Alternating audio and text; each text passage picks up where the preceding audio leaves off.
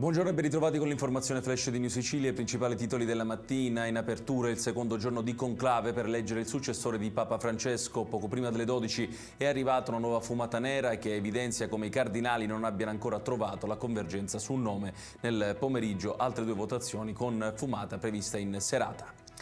Sta facendo discutere l'inchiesta delle Iene su presunti casi di malasanità a ospedale civico di Palermo denunciati da un medico del reparto di chirurgia toracica.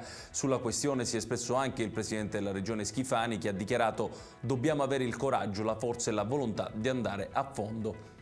Da oggi è disponibile l'avviso ufficiale per la concessione di contributi a fondo perduto da parte della regione siciliana finalizzati all'abbattimento degli interessi sui prestiti al consumo per l'acquisto di beni durevoli non di lusso.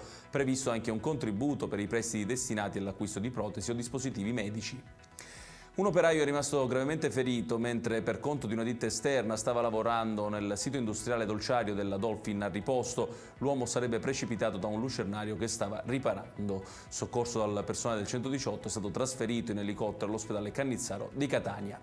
E chiudiamo con il calcio. Dopo la vittoria di ieri sera contro il Potenza, il Catania si appresta ad iniziare la fase nazionale dei play-off di Serie C. Poco dopo le 12:30 è venuto il sorteggio. I rossoazzurri affronteranno il Pescara. L'andata al Massimino domenica 11 maggio. Ed è tutto per questa edizione. Tutti i dettagli su queste notizie li trovate come sempre sul nostro sito www.newsicilia.it. Grazie per averci seguito e buon proseguimento di giornata.